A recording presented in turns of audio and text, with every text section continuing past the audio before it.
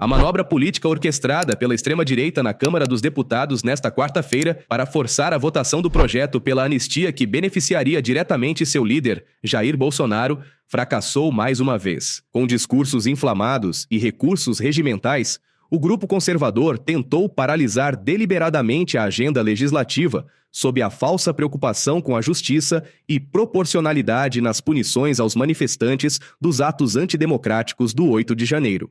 O debate mais acalorado do dia aconteceu durante a votação do projeto de reciprocidade em resposta ao tarifaço do presidente dos Estados Unidos, Donald Trump. Como orienta o PL, deputado Sóstenes? Deputado Bibo Nunes, como orienta o PL? Oi.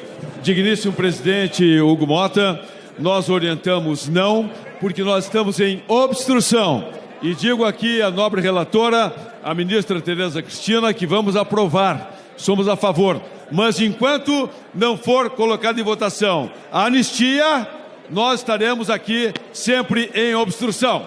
Os deputados da extrema-direita tiveram que recuar da obstrução após pressão do agronegócio para a aprovação do projeto e foram desmoralizados pelo líder do PT na Câmara, Lindbergh Farias, que criticou o falso patriotismo da oposição. Eu não consigo entender essa obstrução. Daqui a pouco tem um anúncio das tarifas. Todos os parlamentos do mundo estão se preparando. Houve o anúncio agora de 25% para carros e autopeças. O Brasil é o segundo maior exportador de autopeças para os Estados Unidos. Foi a Tereza Cristina que foi relatora e esse projeto foi aprovado por unanimidade no Senado Federal. Essa é a hora de ver quem defende os interesses nacionais, os interesses do Brasil. Vamos defender Trump ou vamos defender a indústria, o setor agro brasileiro? Nós encaminhamos, senhor presidente, sim, pela aprovação desse projeto. Presidente Hugo Mota, nós do PL continuaremos o nosso trabalho de obstrução. Alcançado o quórum mínimo, nós mudamos a nossa orientação do PL, que não é um salvo-conduto para esse desgoverno, que não merece de nós, o maior partido da oposição, nenhum cheque em branco. Mas nós estamos aqui porque o agronegócio brasileiro, a FPA, que inclusive está aqui com o seu presidente, Pedro Lupion, tem no PL todo o nosso apoio. Então mudamos a orientação para homenagear o agronegócio do Brasil na figura do presidente da FPA, Pedro Lupion, para sim. A derrota da extrema-direita não se limitou apenas à tentativa frustrada de obstruir a votação do principal projeto da Casa. O grupo também foi desmoralizado em outras instâncias, como na Comissão das Mulheres, conduzida com firmeza pela deputada do PSOL, Célia Chacriabá, que não cedeu às pressões e manteve o andamento dos trabalhos. Hoje, muitos se levantam contra a anistia e, repito, um dia já foram beneficiados. Então, está faltando aí coerência, inclusive histórica. Da mesma maneira, muitos que se levantam para defender direitos humanos estão aplaudindo o desrespeito aos direitos humanos de muitos que estão presos. Eu sempre fui defensora de que quem cometeu crime precisa pagar pelos seus crimes. Eu sempre fui defensora, sim, de que quem transgride lei, de fato, precisa cumprir pena, desde que... Aí, uma questão importante, até falo para os garantistas, cadê os garantistas, né? O artigo 30 do nosso Código Penal fala que a pessoa ela precisa cumprir, ela logicamente, ela vai responder, mas na medida da sua culpabilidade. O problema é que coletivizaram tudo. O problema é que existe uma culpabilização, por assim dizer, né, com perdão do neologismo, coletiva. Então, quer dizer, não existe individualização das penas, das condutas. Não existe, por exemplo, hoje, o próprio foro privilegiado, que muitos não têm, ou seja, deslocar o locus do debate para o Supremo, onde, na verdade, não deveria ser o foro competente para discutir e para tratar, né, desses casos específicos. Então, quer dizer, a gente está vendo um desmonte, inclusive de muitos, estão sendo absolutamente violados. Então, é exatamente disso que se trata, senhora presidente. Por isso que o Brasil clama hoje por anistia. O PL está em obstrução.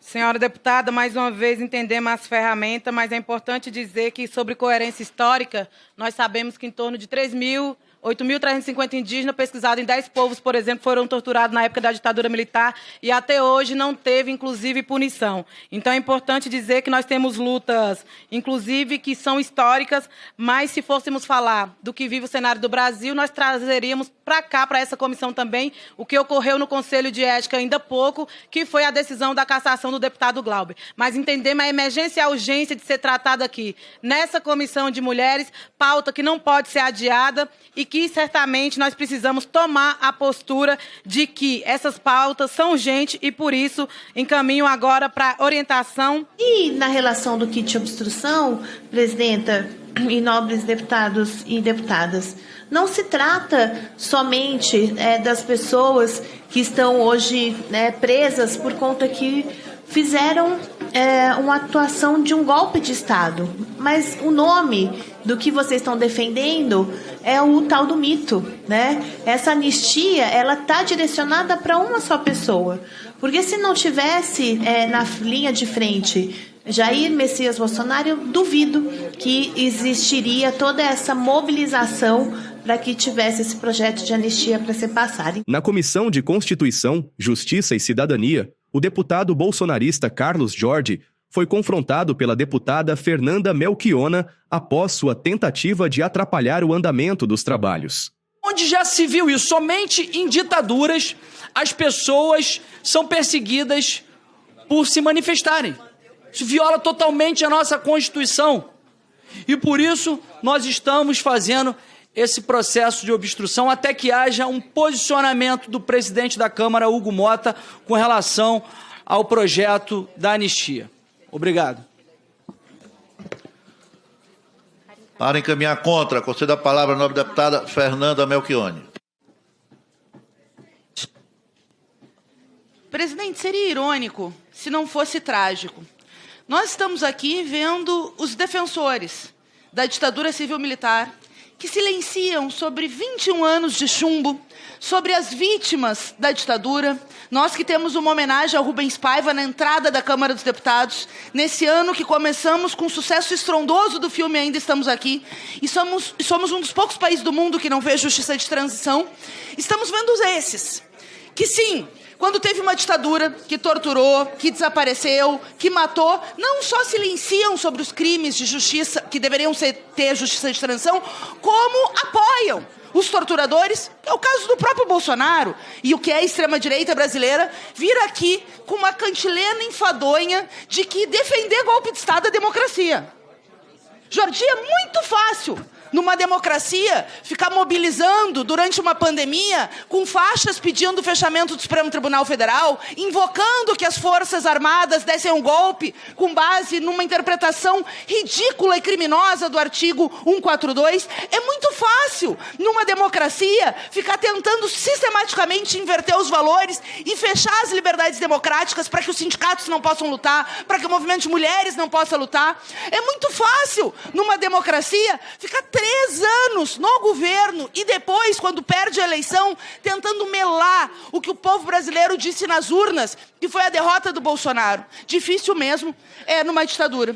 E o que nós estamos vendo aqui é um país que não fez justiça de transição lá atrás. Começar a fazer. Normalizar a tentativa de golpe não pode ser aceitável. Nós não podemos repetir o passado. 8 de janeiro tem mentoria intelectual e se justiça for feita, o Bolsonaro acaba na cadeia. E tomara que acabe hoje. Tomara que a PGR defina, sim, que ele tem risco de fuga como tem. Olha o que o filho Fujão fez. O Eduardo Bolsonaro está lá nos Estados Unidos. Aliás, presidente, ganhando dinheiro público. Estava em licença e ganhou salário de mais de 30 mil reais. Quero ver o povo brasileiro, algum trabalhador que resolva faltar ao trabalho, ficar um mês sem trabalhar, você vai receber salário. Esse lá, espertalhão dessa família criminosa. Porque atentar contra as liberdades democráticas e o resultado da eleição é crime. Fugiu. O pai também pode fugir. Uma família de covardes e criminosos.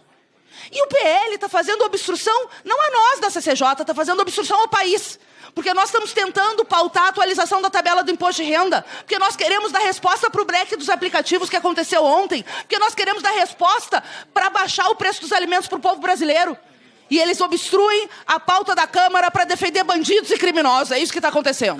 O jogo sujo da extrema-direita para livrar o réu Jair Bolsonaro de possíveis condenações se estendeu também ao deputado Alexandre Ramagem, que integra o círculo dos mentores da tentativa de golpe pela qual o ex-presidente está sendo investigado. As manobras políticas evidenciam uma estratégia coordenada para proteger não apenas seu líder, mas todo o grupo envolvido nas acusações. E ele precisa continuar eternamente aqui conosco porque é um homem decente.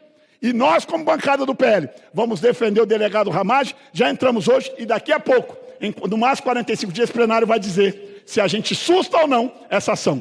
Viva a anistia! Dia 1º de abril, em que a mentira tenta se disfarçar de projeto de reconciliação, nós também temos que lembrar o Dia Internacional pelo Direito à Verdade, que é celebrado no dia 24 de março, inclusive proposição de uma parlamentar dessa casa. A data foi criada pela Organização Nacional das Nações Unidas, que em homenagem a Dom Oscar Romero, um arcebispo assassinado no altar quando estava pregando, celebrava uma missa por denunciar abusos da ditadura de El Salvador. Romero fez história ao se levantar contra um regime violento e covarde, que o Brasil também passou. Segundo o relatório da Comissão da Verdade, 77% dos mortos na ditadura militar e dos desaparecidos, que muitos corpos, inclusive, nem foram encontrados ainda, tinham a idade de 18 a 40 anos. Jovens estudantes, líderes que ousavam lutar pela liberdade, que pagaram com a vida. Os torturadores nunca foram punidos. E é justamente esse silêncio que ameaça voltar em nossas caras e os velhos métodos. Defender o direito à verdade é também rejeitar o esquecimento como política de Estado, é reafirmar com firmeza a ditadura nunca mais, golpe nunca mais. E sem anistia para esses baderneiros que vieram aqui no dia 8 de janeiro. Ouvi atentamente um deputado que me antecedia e falavam de duas pessoas que são evangélicas, que pregavam, que são pastoras, que estão presas. Onde é que elas estavam dia 8 de janeiro? Porque não estavam no culto. Porque se naquele 8 de janeiro as pessoas tivessem se levantado e ido para a missa, ido para o culto, e foram manipuladas para estar aqui, quebrando os três poderes. Imaginem, senhores, se fossem na casa de vocês, o que vocês diriam? Anistiá-los porque quebraram a casa de vocês? Anistiar quem eu estava na minha casa, com a minha família, com meus filhos, reunidos num domingo festivo de um almoço de família. Minha mãe liga a televisão e aquela baderna. Eu disse, isso não pode estar acontecendo aqui no Brasil. E aconteceu. E pior ainda, eles filmaram o próprio crime, felizes. Estamos aqui no Palácio, aqui na Câmara dos Deputados, no STF, quebrando tudo, felizes no domingo 8 de janeiro. Eu estava com a minha família. Muitos estavam na missa, deputada Érica Cocai, estavam no culto, estavam celebrando um domingo, mas uns baderneiros, que agora querem ser anistiados, estavam aqui com a camisa verde e amarela, que a cor não é deles, somos nós é que defendemos o Brasil, somos os patriotas. Querem anistia para essa gente? O líder do PL, Sóstenes Cavalcante, informou que o presidente da Câmara, Hugo Mota, acatou nesta quinta-feira recurso de Ramagem enviando a anistia à Comissão de Constituição e Justiça. O presidente Hugo Mota acabou de acatar o recurso do deputado Ramagem e acaba de encaminhar para a CCJ o recurso do deputado Ramagem, como preconiza a nossa Constituição.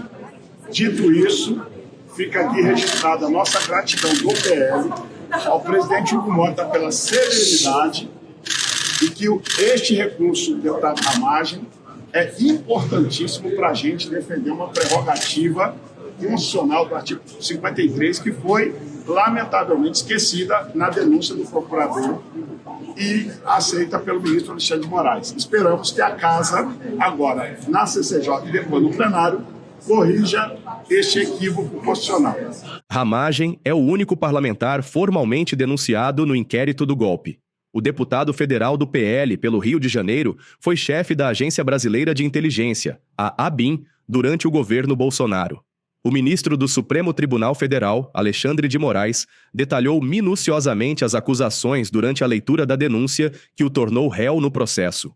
No Brasil, houve toda essa preparação para se colocar em dúvida as urnas eletrônicas. E a ABIN, por parte do seu então diretor-geral, participou nisso.